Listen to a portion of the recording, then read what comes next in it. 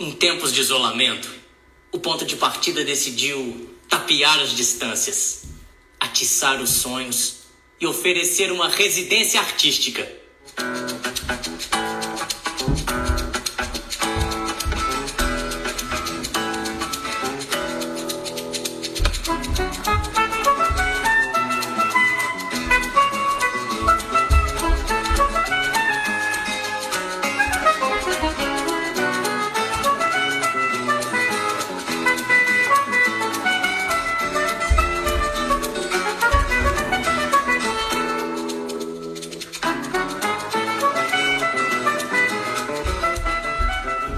Vamos partilhar nossos 40 anos de experiência, nossos processos de criação e produção, a metodologia que sistematizamos, lúdica, plural, centrada no exercício do ator. Serão selecionados 12 atrizes e atores com endereço em qualquer parte do mundo e que falem português. Durante 10 semanas, cada participante trabalhará pessoalmente com os atores, os músicos, a diretora Regina Bertola e a equipe técnica do grupo. Babaia, Sueli Machado, Alexandre Rousset, Tereza Bruzzi. E de lambuja, ainda terá encontros especialíssimos, como Cacá Carvalho, Wagner Moreira, Aderbal Freire Filho, Silvério Pereira, Tião Rocha, Ronaldo Fraga. E a residência é de graça. Você não vai querer ficar de fora. Entre.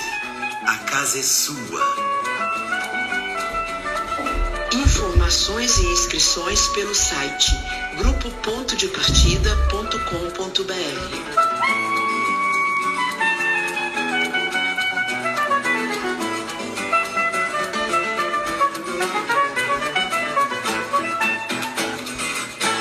Ei, gente, tudo bem? Vocês estão me ouvindo aí?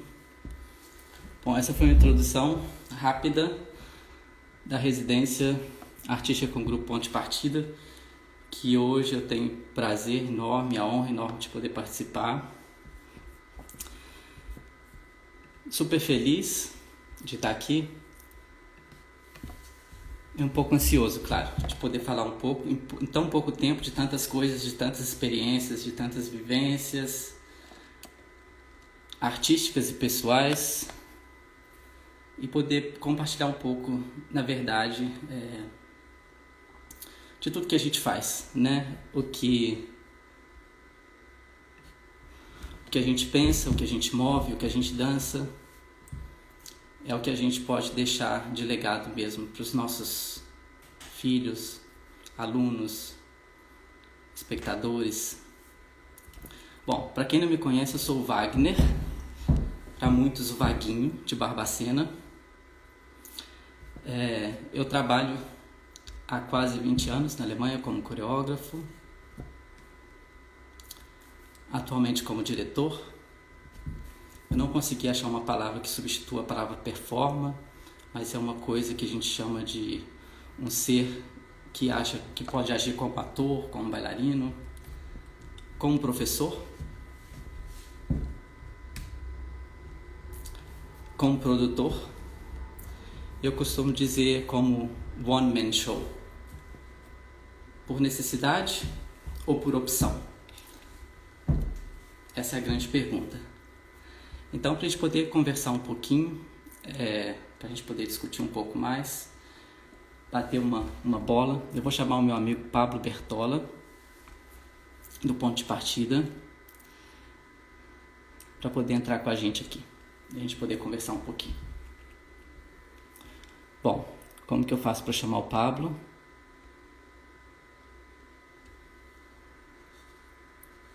Devo ter que mandar um convite para o Pablo.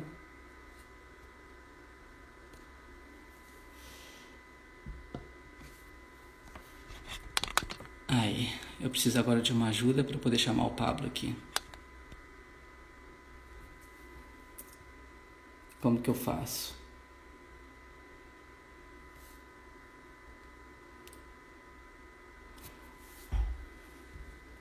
Pablo, me ajuda aí, como que eu posso te chamar?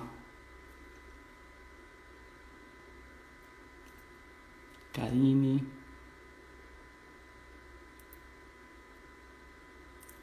Eu preciso de agora de convidar o meu amigo Pablo para poder entrar na conversa. Karine, me ajuda aí. O Pablo vai pedir para entrar, ótimo. Então vamos esperar ele pedir para entrar. Bom, gente, enquanto isso, enquanto o Pablo pede para entrar, eu tenho algumas perguntas que me movem sempre, sabe? Quando eu estou começando a criar alguma coisa, que é o que me move. Bom, o que me move, na verdade, é o movimento. Eu acho que eu não consigo ficar sem movimentar. O nada, para mim, o vácuo, ele só me impede de seguir e continuar criando alguma coisa. O que me move, na verdade, é uma pergunta que eu me faço todos os dias. E a segunda pergunta que vem sempre ligada a essa é: por que isso me move? Muitas vezes, sem uma resposta definida, mas com um sentimento muito forte. O porquê é talvez a fuga do nada. E para onde me move? Eu acho que tudo me move para um lugar do indefinido, um lugar do novo. E eu acho que o meio que de testar as barreiras, ou de ultrapassar as barreiras. Vamos ver se o Pablo agora está me chamando. Ok, digita o nome na lupa. Ok, momento.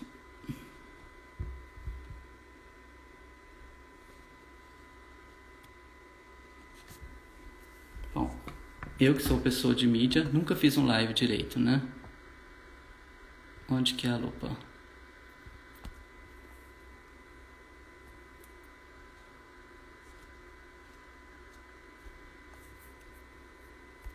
Bom, primeiro eu preciso de achar a lupa, né, gente?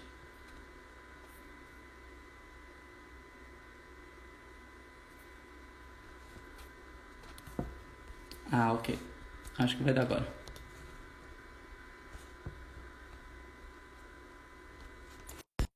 Acho que agora eu consegui.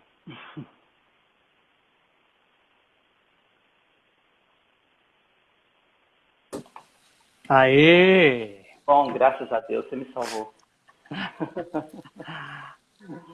A gente testa, não dá certo, né? Mas tem um delay também. Eu já tinha solicitado tinha um tempão, só que até chegar na Alemanha, né? Assim, as coisas demoram um pouco. Demora, né? Tem de carruagem, né? É igual o Sedex, né? É, né? Aqui, Pablo. Eu fiz umas perguntas para mim mesmo aqui, que é o que me move, sabe? Por que me move e para onde me move? Eu sou muito intrigado com essas perguntas, com as perguntas da dança, na verdade, né? Do movimento, do teatro. E eu fico pensando assim, se existe resposta para isso. Sabe como? Porque é uma busca intensa dessas respostas que cada dia vem com outras perguntas. Então, assim, eu dei uma pincelada nisso um pouco, sabe? O que me move estar aqui falando disso? O que me move estar na Alemanha tanto tempo? O que me move acordar todo dia, com dor ou sem dor, e estar produzindo nesses tempos tão difíceis assim? Enfim, talvez você possa me responder o que te move, o que move o ponto de partida, por que move o ponto de partida e para onde move o ponto de partida. E essa residência artística, talvez. Eu acho que a gente tem conversado, né, um pouco, não sei se você viu as outras coisas, a gente tem conversado aqui na Bituca, até desde que parou, a gente pensando em como reformular, se reformular, por quê, para que ter uma escola de música, né, se precisa. E tal, a gente começou muito a pensar sobre isso, e o Maurinho, que é um dos professores aqui, ele fala uma coisa muito legal, que é a história do chamado e do ofício, né? Uhum. Que assim, sempre que a gente que é artista, a gente obedece um chamado. Um dia você foi chamado, você foi fisgado por isso. E quando você começa a desenvolver o ofício, existe uma chance enorme do ofício ofuscar o chamado. Ou então você ficar a vida inteira no chamado e nunca conseguir desenvolver o ofício. Né? Então, assim, essa pergunta é a pergunta mesmo. Né? Como que a gente mantém a chama acesa, essa chama que buscou a gente um dia, mantendo um ofício, né? Sendo profissional, isso que você falou, acordando todo dia, tendo dor, ficando de saco cheio de vez em quando, de fazer o que tem que fazer, né? Eu acho que isso é uma pergunta mesmo que o artista se faz sempre, assim. Mas vendo você, todas as vezes que eu trabalhei com você e vendo, né? A gente tem feito lives, sei lá, se essa é a quinta ou a sexta, a única pessoa que começa com uma performance é você, né? Então, assim, eu acho que isso é muito forte em você. Sempre que a gente trabalha junto, tem um tesão, assim, que contagia. A gente fala, nossa, quanto que o Vaguinho tem isso, né? A criatividade o tempo inteiro, a cabeça não para. Sempre pensando em solução, sempre pensando criativamente. Então, eu acho que você tem essas respostas, sim, ué. Eu acho que você deve se alimentar muito de... Eu acho que é realmente isso que você falou, a questão do chamado e do ofício. Chegou um momento, quando trabalhando em teatro fixo, em companhia fixa, tendo espetáculos 4 vezes na semana, um dia eu entrei em cena sem poder abrir as pernas, porque eu estava com um nervo pinçado e eu não conseguia separar as pernas. E a diretora falou assim, você pode fazer um ensaio geral? E a gente cancela a estreia? Então, eu falei, vamos, eu faço um ensaio geral. Ela falou, se você só andar, tá bom, a gente faz só um ensaio geral. Eu fiz o ensaio geral dessa forma. E acabou o ensaio geral, ela falou assim, você faria a estreia desse jeito, só andando? Eu falei assim, é o chamado, né? Eu tenho que fazer. Mas, ao mesmo tempo, eu não tinha que fazer, porque eu estava machucado. Mas o ofício falou, você pode fazer porque você está no momento de só andar em cena e fazer uma estreia só andando.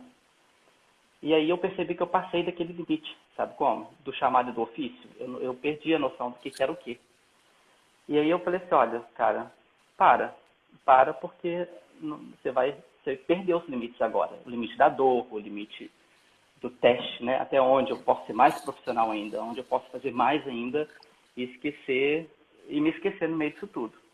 E eu tinha percebido que, na verdade, eu tinha colocado uma cobrança muito forte de que eu tinha que ser profissional, de que eu tinha que ser bom, e já tinha perdido tesão há muito tempo, por isso eu estava machucado. Né? Por isso já estava passando do limite as coisas. E aí eu parei, falei, não vou dançar mais. E aí eu percebi que toda vez que eu voltava a ensaiar, era um martírio muito grande, porque eu queria voltar naquele lugar atrás, onde era o lugar que não tinha dor, o lugar que eu tinha que ser profissional, e perdi totalmente o prazer. A partir desse momento, Fábio, eu falei assim, olha, se não for por tesão e por prazer, não vale mais a pena. Porque não vale a pena. Ficar rico nós não vamos ficar. Né? O que me resta é entender que eu preciso da dança. Eu preciso de fazer alguma coisa que movimente, porque sem movimento não dava certo. Resolvi parar de dançar e fazer outras coisas, pensar em outras coisas. Eu percebi que cada vez mais que eu parava, mais triste eu ficava. E aí onde vem essa pergunta, o que me move, por que me move, para onde que move? E eu percebi que o movimento é que me leva em algum lugar, o movimento é que me bota em algum lugar e me faz entender que eu preciso de ser criativo, eu preciso de criar formas de entender o mundo de forma diferente, porque talvez eu não consiga entender de uma forma quadrada, e também uma forma de poder me comunicar. E aí eu comecei a pensar como que pode, onde está o prazer nisso. Eu percebi que o prazer está no novo, no experimentar, no correr risco. E aí, se eu não estou correndo risco, então não tem tesão. E se não tem tesão, não rola, né? E aí fica nesse limiar mesmo. Aí existem essas várias abordagens, até está ali atrás, várias abordagens de trabalho, sabe? Que eu acho que eu gosto muito e que eu acredito que eu aprendi muito com Ponto de Partida, o que é a tradição e a modernidade, né? O que a gente tem de tradição, o que a gente recebe dos nossos antepassados, aqui na Alemanha, por exemplo, que é muito forte, e como que a gente revê isso, recria isso de uma forma atual, que fale a nossa linguagem, que é agora está fazendo live, e que é arrumar umas luzinhas de teatro, de colocar o projetor lá atrás, e colocar uma música de Beethoven, de Bach, e criar uma coisa que vem desse lugar, sabe como? Então, eu acho que essas perguntas de criar o novo, de criar formas de refazer, talvez. Eu acho que eu acho que, assim, eu sou meio desacreditado do criar, Eu gosto mais do refazer, do recriar. Até para tirar um pouco dessa pressão. Eu falo assim, olha, eu vou fazer o novo para mim. Já existe tudo. Eu vou inovar, eu vou me inovar, porque eu nunca testei isso. Para tirar essa pressão de que vou ser inovador, né? Vou inventar, a gente fala em alemão, vou inventar a roda de novo. Eu acho que fala isso em português também, né? A gente usa muito essa expressão aqui. Então, Mas tem uma coisa que eu acho que, não sei, para mim, vendo a sua história, eu acho isso forte. Eu não sei se para você é assim, né? Que quando você saiu do Brasil, você estava praticamente... As pessoas falavam que você não podia dançar mais, né? Por causa da sua idade, do seu tamanho, do seu biotipo. E você acabou fazendo uma carreira de grande sucesso fora do Brasil, né? Assim, como é que você descobriu isso? O que aconteceu? Como é que foi essa... Olha, Pablo, é muito engraçado você falar disso mesmo, porque eu lembro direitinho saindo de Barbacena, indo para Belo Horizonte, ter uma aula de balé clássico. Com a minha primeira professora, a Miriam Mokides, lá na Corpus. E aí, nós chegamos numa aula de balé clássico, com, claro, meninas, e eu só de meninos, e a professora, uma professora de Belo Horizonte, chegou na sala e eu errei o exercício todo. Era Grand-Chemin, o exercício de flexibilidade para virtuosos, talentosos de balé clássico. Claro que eu errei tudo, minhas pernas baixinhas e eu dureze, não dá, né? E aí, a professora falou logo depois assim, as meninas são ótimas, e fez um comentário assim, mas ele, né, assim. E aí, eu voltei para Barbacena e falei, eu vou parar de dançar, porque eu fiquei com vergonha daquilo. Aí eu falei, peraí, eu danço para ela ou eu danço para mim? Porque eu nunca vou ver essa professora mais e, enfim, eu tenho prazer com isso. A partir desse momento, foi a chave que rodou na minha cabeça e falou assim, uma chavinha que fez assim, eu danço é para mim. A partir do momento que eu danço para mim, eu vou seguir, vou continuar movendo para algum lugar, né? E aí, uma grande amiga, a Mariane Mokides, falou assim comigo, olha, Wagner, a dança é aqui, olha. Quando ela falou isso, a dança é aqui na cabeça, eu imaginei assim, eu me senti mal, falei assim, então a dança não está no meu corpo, eu não tenho talento físico. Então eu vou ter que ser um cara inteligente para poder dançar.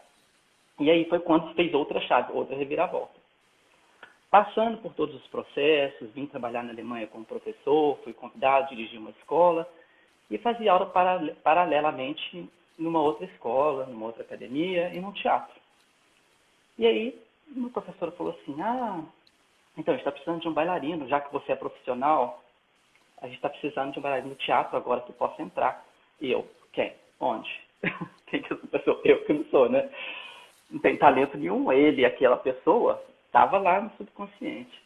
E aí, através desse olhar dessas pessoas, eu comecei a me enxergar diferente. Aí eu comecei a perceber que eu precisava de me ver pelo olhar de outras pessoas. E eu comecei a me criar dessa forma. Um processo de reidentificação, talvez, de entendimento, de sair do bairro, da periferia, de Barbacena, de não ter acesso à arte, de não ter físico, de não ser virtuoso. Isso tudo ficou em algum lugar do passado e eu comecei a criar estratégias de me ver através de como as pessoas me enxergavam, através dessa lente. E aí, Pablo, isso mudou realmente tudo. Até um dia que eu entrei peguei um livro e vi uma frase da Pina Bausch que fala assim, não importa como você dança, mas o que você dança. Quando eu li essa frase, eu falei, importa o que eu danço, e não como eu danço, como as minhas pernas estão, como meu físico reage, mas o que eu quero dizer com isso. E aí, claro, que toda a experiência que eu tinha como ponto de partida do teatro, e mais toda essa educação diversificada que a gente tem no Brasil, de fazer dança espanhola, sapateado e teatro, e claro que isso tudo me auxiliou a criar uma forma de expressão, na verdade, que não é só a técnica da dança, né? Isso é... E aí depois você teve a contusão e aí Então, você foi fazer coreografia, né? Não, e aí você entra nessa história, né? Você sabe disso. Aí, bom, com a contusão que eu tive, o sistema de previdência social alemã, depois da minha cirurgia no quadril, eu estava com 32 anos, os médicos me chamaram e falaram assim, olha, nós estamos aqui para conversar sério com você. Eu estava 2 anos 3 anos efetivo no teatro. O negócio é o seguinte, está na hora de você parar. Aí eu falei, nossa, eu nem comecei ainda, peraí, vamos devagar. Aí eu falei, olha, está na hora de você parar, mas nós estamos querendo dizer que está na hora de você estudar uma outra coisa. O sistema de previdência alemã, eles vão pagar para você 2 anos de uma reabilitação profissional. Você pode escolher o que você quer estudar em 2 anos. E você vai receber o salário que você recebia no teatro por 2 anos para fazer uma reabilitação profissional, que se chama. E aí eu comecei a procurar um curso de produção cultural, porque eu falei, eu vou ter que dar um jeito, achando que produtor ganha dinheiro, né? Vou fazer produção. Fazer produção. E achei um curso de coreografia, onde produção era uma das disciplinas dentro do curso, era um mestrado. E se eu fizesse produção cultural, teria que ficar 4 anos fazendo bacharelado. E eu não tinha bacharelado. Mas eu poderia comprovar toda a experiência artística e contar os pontos do bacharelado e ir direto para o mestrado. Eu falei, mas eu não vou fazer coreografia, coreógrafo. Não tem condições, eu não tenho talento para isso, de forma alguma, não vou fazer. E aí, você falou assim, você vai fazer sim. Por que não? Aí você começou a colocar na minha cabeça assim, umas coisas. Aí eu comecei, essa lente que eu já tinha, eu comecei a falar, se o Pablo me enxerga coreógrafo, talvez ele está vendo alguma coisa que eu não estou vendo. E aí entrei nessa piração aí, que você me convenceu, e aí foi. E aí fiz esse mestrado de 2 anos em coreografia, consegui uma bolsa para os Estados Unidos, e depois consegui um doutorado prático em pedagogia e composição, em dança. E aí essa história está indo aí, está me movendo por aí. Eu acho que tem um negócio que, junto com todas essas descobertas, né? Claro que eu acho que não foi só... Você sempre foi coreógrafo, né? Você é nosso coreógrafo há muito tempo e tudo. Era só isso que eu te falei, não foi nada além disso. Mas acho que junto com tudo que você viveu aí e a sua experiência também, começou a nascer uma coisa muito forte do conteúdo do que você cria, né? Eu acho que isso você já falou um pouco, que eu acho que tem mesmo a ver com o ponto de partida, que é assim, quanto mais original a gente é, mais internacional a gente vai ser, né? Eu vejo muito nos seus espetáculos assim uma parcela enorme de você, assim, ou quase tudo, né? E como que você acha disso, assim? Quando que você resolveu se colocar em cena literalmente, assim, tanto na performance quanto na dramaturgia? Eu percebi que algumas coisas eram muito importantes para ser coreógrafo. Eu acho que a cobrança que existe, pelo menos na Alemanha, de que um coreógrafo ele tem que ser uma pessoa que vai ter uma afirmação clara do que ele quer falar. Como existe uma cobrança muito grande que o coreógrafo ele precisa de ter um QI avançadíssimo, né? Essas pressões todas que eu tinha me colocado no início, eu não vou ser coreógrafo, eu comecei a tirar a partir do momento que eu pensei, olha, se eu falar de mim, a chance das minhas afirmações serem certas são enormes, porque eu estou falando de uma coisa que é minha. Eu tenho um embasamento do que eu sinto, do que eu penso, tendo sempre em respeito, em consideração que o espectador que está sentado na plateia e que eu não conheço sabe muito mais de muito mais coisas do que eu. Então, se eu partir da pretensão de que eu estou ali para poder falar alguma coisa a mais, as pessoas saírem dali com uma mensagem X de lá, eu estou fracassado, porque eu não conheço os meus espectadores. Então, até o momento que uma professora minha falou assim, olha, você não pode subestimar os seus espectadores. Você não sabe o que eles sabem. E eu comecei a perceber que se eu falar de mim, dos meus sentimentos e da minha forma de lidar com os temas, que na maioria das vezes são temas que não se falam, mas que se dançam, eu percebi que eu tinha muito mais chance de ter uma segurança no que eu estava fazendo, como coreógrafo, na proposta artística como coreógrafo. E aí, claro que isso é muito perto do que eu sou como pessoa, né? Apesar de estar em cena, é sempre um papel, um ofício, mas é tudo muito próximo de uma coisa que eu coloquei aqui, que é teatro e realidade. Eu pesquiso muito esse limiar, essa diferença entre estar representando e não representando, ser eu, ou eu, Wagner, estando em cena como um intérprete, Então, isso é muito fino, esse limite é muito... existe em português uma palavra, acho que tênue, pode falar? Sim. Então, isso vai delinear mesmo o meu trabalho, as formas de pesquisar. E, como a gente sabe, a dança contemporânea, ela traz isso também, né? Não é só eu que faço isso. A dança contemporânea está muito próxima do intérprete como ele é, na verdade. Que eu percebi que, realmente, muitas coisas que não se falam se pode dançar, porque você tem uma liberdade muito grande de interpretação.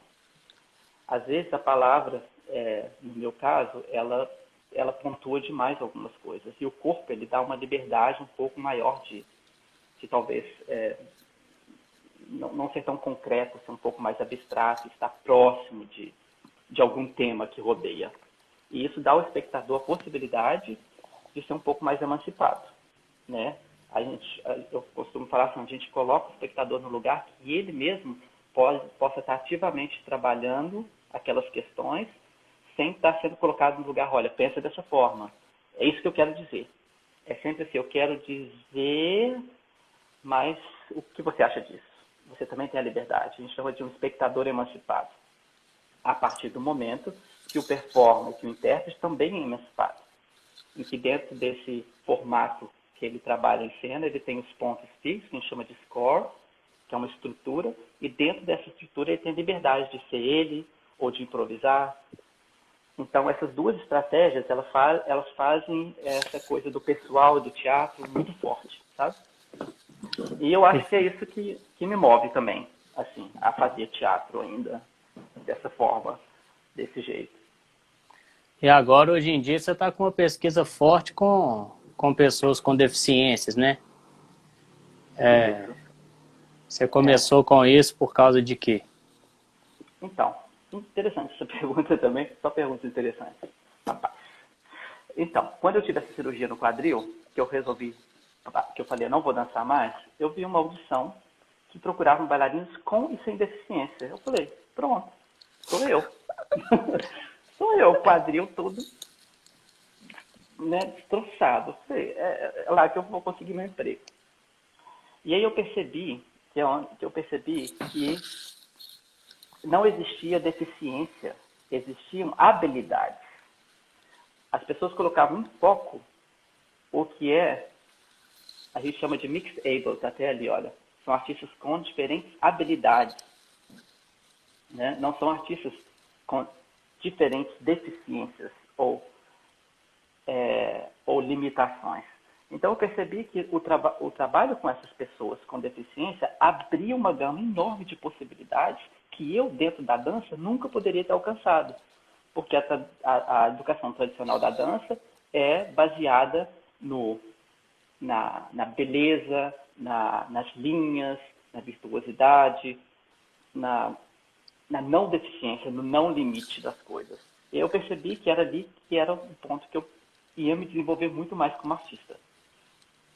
E aí, isso, nos últimos 10 anos, mudou realmente a minha forma de criar. E aí, isso deu um outro passo, um outro lugar onde eu comecei a perceber que colocar o performer, o intérprete, próximo da plateia, no mesmo nível de hierarquia, como o espectador está sentado assistindo o performer, o intérprete, ele começa a perceber assim, uai, isso eu também posso fazer. Né? Como às vezes acontece até com vários atores que assistem os espetáculos, falam, ué, esse espetáculo eu posso fazer, ué. Né? Ou os bailarinos, a mesma coisa, quando vêem os espetáculos com atores ou com músicos. Aliás, isso, através desse trabalho com as pessoas com e sem deficiência, me ajudou muito a trabalhar interdisciplinar, com ator, bailarino, músico, e às vezes pessoas até que nunca estiveram em cena. Porque a gente quebra essa hierarquia de que quem pode mais, quem está no palco, pode mais do que quem está assistindo. E isso faz a plateia ficar muito próximo do intérprete e até se identificar e falar, ué, isso eu também posso fazer. Né? Então, eu acho que isso veio todo do trabalho com pessoas de diferentes habilidades. A gente nem fala mais de diferentes deficiências. Por exemplo, existem companhias que eu trabalho na Suécia que esse nome que chama Mixed Able, que está lá em cima, que é habilidades misturadas ou diferentes habilidades, eles não usam esse termo mais. É uma companhia. Você vai para o espetáculo, se a pessoa tem deficiência, se ela não tem deficiência, se ela tem formação artística, se ela não tem formação artística, não importa, porque o trabalho é profissional. E as pessoas trabalham profissionalmente. Porque as pessoas com deficiência, normalmente, elas não entram numa formação acadêmica porque elas já são excluídas dali. Como elas poderiam chegar um dia, ter um trabalho como profissional cênico, se elas nunca tiveram possibilidade de ter uma formação? Então, a gente trabalha de uma forma agora que a gente dá a possibilidade para essas pessoas trabalharem profissionalmente com ou sem uma formação artística ou uma escola profissional, e elas vão se formar fazendo. Learning by doing, né? Você aprende fazendo. Isso muda também a forma de ver a técnica, o talento, a formação, e quebra todas as hierarquias que a gente sabe que, às vezes, muitas vezes, na formação de dança, não é nem um pouco democrático, né? Porque se você não tem chance de formar, se você vai lá fazer uma aula e sua perna não sobe, você faz tudo errado, pronto, acabou, né? Ou se o seu quadril com 32 anos está, vamos dizer assim, bichado, acabou, para de dançar, né? E aí eu entrei nisso tudo. E isso, claro, me ajudou muito a chegar aonde eu estou agora, de não parar mais e sempre querer mais fazer, me movimentar, né? Melhor do que antes, na verdade. Com mais eficiência, com mais verdade, com mais afirmação, né?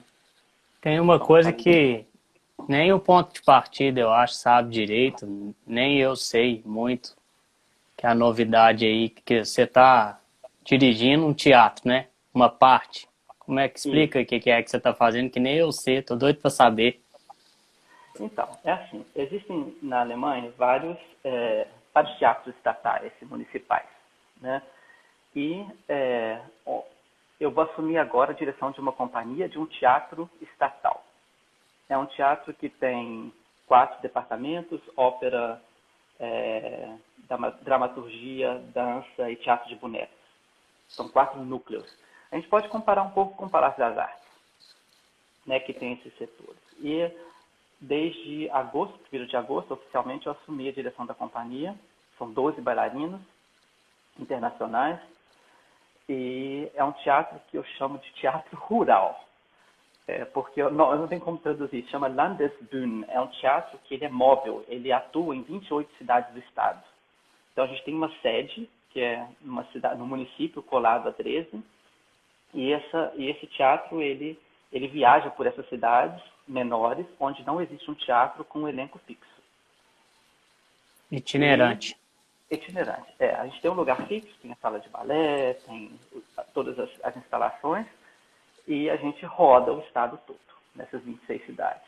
E aí, desde 1º de agosto, eu assumi a direção da companhia, a princípio por 2 anos, e o conceito é esse conceito a gente chama de site specific, que é espaços específicos. A companhia dança em todos os lugares, nas ruas, nos teatros, nos hospitais, na internet. E de acessibilidade, onde os espetáculos não só podem trazer pessoas com ou sem deficiências, mas os espetáculos são direcionados a um público que normalmente não vai ao teatro porque se sente um fator de... me falta a palavra. Como se eles fossem incomodar. Por exemplo, pessoas que têm Tourette síndrome em alemão, essas pessoas que fazem algum barulho, ou tem um nome isso. Tourette. Espasmo, sei lá.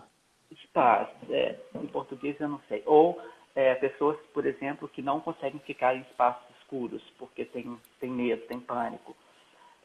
Ou pessoas que não podem ficar sentadas muito tempo, porque sente dor e tem que ficar deitada. Então, a pessoa, ela vai ao teatro e ela tem um espetáculo específico para ela. Ela pode escolher se ela vai estar em pé, se ela vai assistir o espetáculo deitada ou sentada, ou se ela vai movimentar. Ela pode escolher se ela está na plateia onde é claro, onde tem luz, ou ela se senta na plateia onde ela está no escuro. Ela pode escolher se ela não vê, se ela é cega, deficiente visual, se ela vai trazer o cão dela, que guia, uma assistente, ou se ela vai sozinha e ela vai ter um audio description, uma descrição de áudio. Então, os espetáculos, normalmente, podem ser que tem uma pessoa assistindo o espetáculo e fazendo a tradução auditiva ao mesmo tempo, instantâneo, ou pode ser pré-gravado, o que a gente normalmente não gosta muito de fazer, mas pode usar um pouco, ou os próprios atores e bailarinos, eles são o canal de comunicação com essas pessoas. Por exemplo, existe assim, a gente tem um sistema que é, por exemplo, se eu estou em cena, se eu estou movimentando, né, eu falo assim, o meu braço direito vai para o lado direito e eu ajoelho, minha cabeça vira para a direita, eu penso, eu olho para frente e eu fico em pé, eu improviso.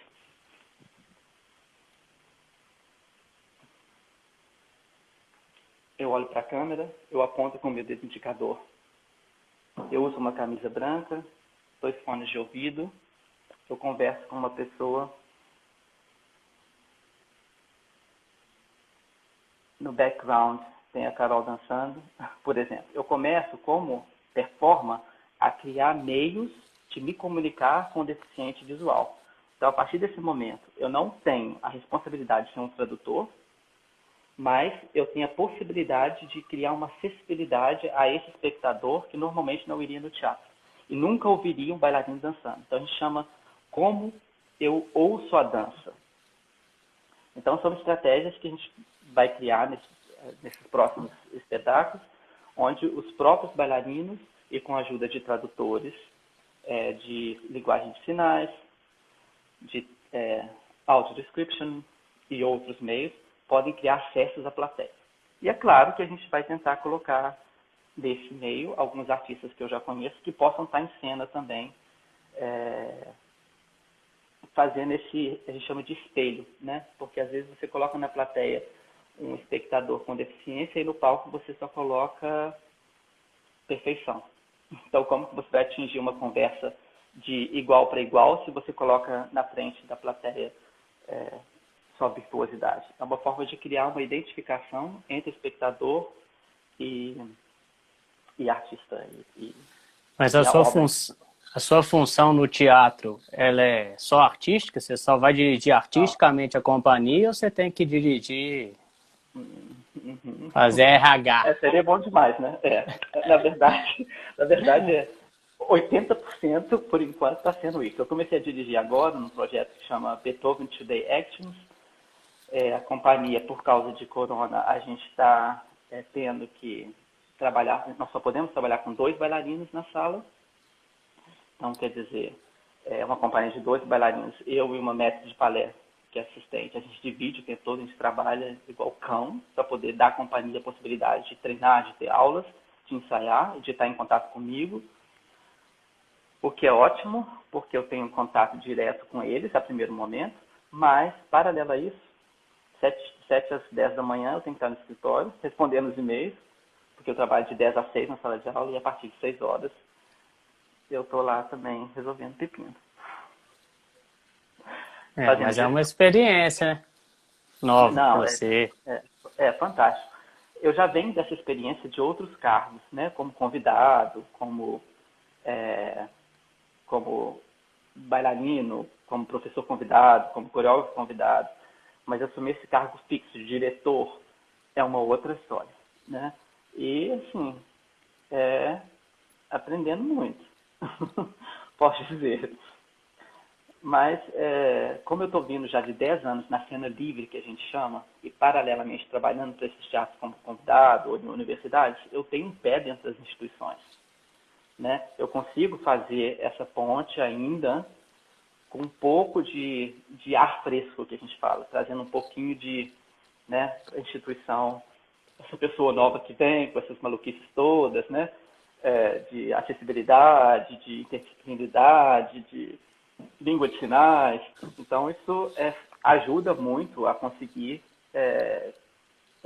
me comunicar. O teatro ele tem 230 funcionários, né? Então, assim, até eu conseguir entender todo mundo, né? Nós somos 4 diretores artísticos. Eu da dança, o diretor de ópera, o diretor de dramaturgia e o diretor de bonecos, mais o diretor geral, né? Então, assim, para essa equipe toda, para eu poder conhecer essa equipe toda, naturalmente, vou precisar de 2 anos para poder passar por isso. Mas assim, uma coisa que eu nem imaginava que pudesse acontecer, na verdade, sabe? Aconteceu de surpresa mesmo. E eu acho que pelo esse trabalho desses 10 anos na cena livre, de estar salpicando para todo lugar, de estar mexendo com as mídias muito fortemente, né? Eu decidi isso quando eu falei, então, se vai ser coreógrafo, se é para comunicar, então vamos comunicar. Vamos botar para ser visto.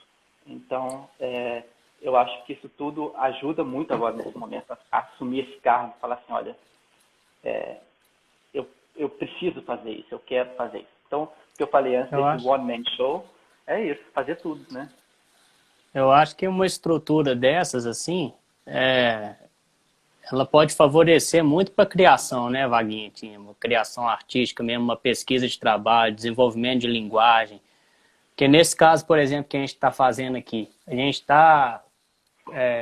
o projeto é patrocinado, né, pela CEMIG, pela Lei de Incentivo à Cultura aqui de Minas, Lei Rouanet também, e com isso a gente conseguiu fazer um processo de 10 semanas, né, com os residentes. Eu estava conversando com até o pessoal do Ponto de Partida, eu não me lembro qual foi o último espetáculo que a gente teve 10 semanas para montar. Uhum. Assim, 10 semanas mesmo, parou todo mundo, se dedica a isso, né, e assim, o resultado ele é diferente, porque quando você se dedica, você tem estrutura para trabalhar, para pesquisar, para desenvolver, é aquilo que você estava dizendo. Você pode até não criar o novo, o nunca havido, mas você vai provavelmente sair um pouco da sua zona de conforto, né? Você vai parar de usar um pouco aquelas características que a gente tem, que a gente sabe que funciona. Mas para isso você precisa de investigação, né? Então eu acho que você tem que aproveitar muito esse tempo para isso, assim, aproveitar a estrutura, o tempo, essa coisa diária para pesquisar muito, assim, eu acho que pode ser muito legal. Mas o que acontece nesse tipo de sistema de teatro estatal é que você tem um plano com muita antecedência de tudo que você vai produzir, né? Eu já estou com os espetáculos prontos para daqui a 2 anos, eu já sei o que eu vou ter que fazer, né? Só que esse ar fresco que você falou aí de pesquisa, de experimentar, só acontece agora em tempos de lockdown, onde a companhia ficou toda parada, 4 meses, cada um dentro da sua casa, não podendo encontrar, né? O que o Brasil está ainda muito fortemente passando por isso. Quando eu entrei na direção, a gente já tinha passado por um momento pós-lockdown, né? Nem pós-pandemia que a gente achava que fosse ser, né? Então, o que acontece é que os espetáculos que aconteceriam, as óperas que aconteceriam, foram todas prorrogadas para 1 ano e muitos espetáculos cancelados. O teatro não funciona. Nós estamos agora tentando, criando formas, reuniões e reuniões para saber como que leva o público de novo ao teatro, o que pode ser feito, né? A gente tem um distanciamento de 6 metros de distância entre 2 corpos que dançam. A gente não pode encurtar essa barreira. Então, o que acontece? A necessidade de continuar trabalhando agora com 2 bailarinos só naquele momento e não ter espetáculo e ter essa possibilidade de fazer esses meus inventos deu para a companhia e dá para o teatro a sensação de que a gente pode experimentar, de que a gente pode tentar o novo. Então, para mim, nesse momento, assumir a direção desse jeito, com todo o estresse que a gente tem, de como nós vamos fazer, né? As pessoas só entram no teatro se elas colocarem o nome delas, o telefone, porque você precisa saber se a pessoa que está ali, se ela está infectada ou não. Porque se uma pessoa estiver infectada, todo mundo vai para a quarentena, 230 funcionários, né? Então, quer dizer, paralelamente a essa estrutura toda de estratégias de distanciamento e de higienização, que rouba o tempo todo, e as reuniões são de muito tempo, a gente tem o mesmo, paralelo a isso, a possibilidade de estar dentro da sala de aula, experimentando de 2 a 2, vendo como vamos criar formas diferentes de dançar, sem ter contato. Então nós vamos usar telefone. Ok. Então, tem um espetáculo agora, a gente tem uma caixa de som que é conectado, o cabo hoje foi o ensaio. E os bailarinos, eles falam por telefone, para ter o distanciamento, e criam um teatro através da ligação de telefone de WhatsApp. Então, a gente não tem um looper, porque cada um tem seu telefone, então a gente não vai precisar de tocar o looper, lá, aquele que eu mandei para você, e a gente faz o looper pelo WhatsApp mesmo. Então, cada um tem seu telefone e a gente vai lidando por isso, né? Então, vai criando outras formas, o que eu acho fantástico. Mas, Aqui, é, já tá acabando, faltando 10 Já? minutos. Aí você tem uma surpresa para nós, né? eu vou dançar um pouquinho. Eu só queria te contar uma coisa e pedir às pessoas que estão aqui assistindo pra gente. Hoje teve mais uma queimada lá na reserva. E na reserva ambiental, que o ponto de partida está ajudando aqui em Barbacena, a primeira reserva ambiental da cidade, a mais perto do centro de Minas. Tem 3 ou 4 nascentes lá. E os bombeiros estiveram lá, isso não é opinião minha, é opinião deles, dizendo que provavelmente foi criminoso sim, pelo jeito que colocou. Então, eu queria pedir às pessoas que estão aqui assistindo, que se a maioria é de Barbacena, para ajudar a gente nesse... a gente não, né? A cidade, porque a reserva não é nossa, aquele lugar nem é do ponto de partida, é de Barbacena. Né? A gente consegue vislumbrar ali uma chance de Barbacena ter um parque super perto do centro. Tem diversas espécies de passarinho, de bicho, e a gente precisa simplesmente que a população ajude a cuidar, né? Que torne, porque eu acho inacreditável, assim, hoje em dia, com tanto problema que a gente tem, uma pessoa se dá o luxo de colocar fogo no... assim, tem que ser muito à toa, né? E eu acho que a gente precisa realmente se mobilizar e lutar contra essas coisas, porque é um dos problemas, eu acho, que a gente está vivendo aqui muito sério no Brasil, é essa falta da noção de coletividade, né? Tudo que nós estamos vivendo passa por isso, assim. A pessoa não entende, por exemplo, que colocar uma máscara é para proteger o outro, não é para proteger a ela, né? E aí piorou, porque se a gente sabe que é para proteger o outro, tem muita gente que fala, se é para proteger o outro, eu não vou pôr mesmo. Né? Então, acho que a gente está precisando de dar uma olhada assim, para a sociedade que a gente quer construir, para os valores que a gente quer deixar, para as novas gerações, né? E eu tenho certeza que quem está aqui assistindo o Ponto de Partida é porque é parceiro, é porque está nessa luta com a gente há muito tempo, mas quem puder falar... Eu recebi vários vídeos, fotos pelo telefone, pessoas avisando, foi até agradecer aqui a isso, mas a gente precisa cuidar com mais carinho, né, das próximas gerações. Eu acho que esse senso de comunidade no Brasil, ou a falta de senso de comunidade é o grande problema, na verdade, né? Eu acho que já começa desde cedo nas escolas, a gente já começa a perceber isso, por exemplo. Todo mundo sabe disso, já cansou de ouvir, né? O telefone público eu quebro, porque ele é público, não é meu. Né? Aqui na Alemanha não, o telefone público todo mundo toma conta, porque ele é meu. Né? Então, é complicado. Às vezes, por exemplo, essa semana mesmo no trem, um cara entrou sem máscara e aí todo mundo, né? Todo mundo levanta. E vai e fala, você sai do trem agora. Porque é o coletivo que fala. Né? A comunidade que fala. Sim. É isso, meu amigo. Fiquei muito feliz de te ver. Hoje é dia do bailarino. Tá todo mundo aqui te mandando um beijão. A Sueli, o Lula, um monte de aluna sua de balé, falando que você foi o primeiro professor. Um monte de gente aqui. Depois você vai ver. Vou ver depois com calma. E... Então, eu pensei que agora, eu tenho um vídeo aqui que eu improvisei uma vez, nós temos agora 7 minutos, o vídeo dura 5 minutos e 16. Como eu gosto muito de interdisciplinaridade, essa é uma parede, eu vou só mostrar para vocês que eu gosto de abrir as estratégias. Aqui é a minha sala, ela aparece dessa forma, e aí naquela parede do fundo eu vou projetar uma imagem de eu dançando e vou improvisar comigo mesmo. Ok? Ok, eu vou sair aqui para eles poderem ver melhor, tá bom? Então tá. Beijo, meu amigo. Um abraço. Obrigado. nem se fala, né? Então vamos lá, vamos dançar um pouquinho. Eu vou improvisar agora.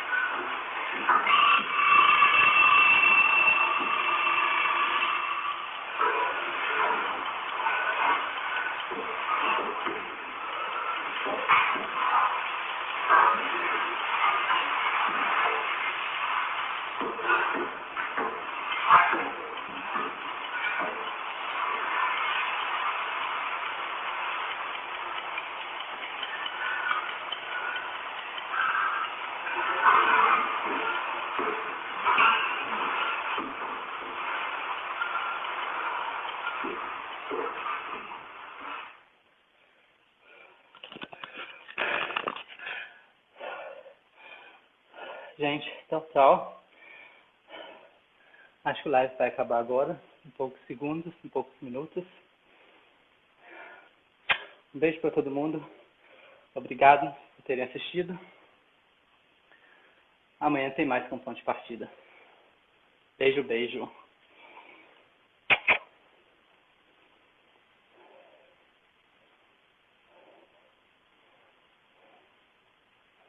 Obrigado a vocês pelo convite.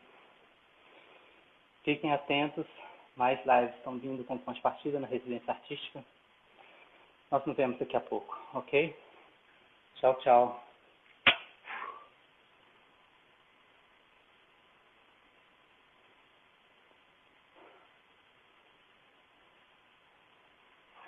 Beijo. Eu vou ficar vendo os comentários até a live acabar, porque eu não vou querer sair. Beijo, Diana. Beijo, Lu. Luzia. Karine. Vou salvar. Ai, ai, ai. Tarefa difícil. Obrigado.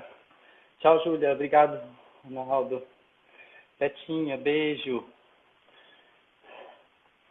Tchau, tchau, tchau. Passou rápido, né? Beijo, Renato.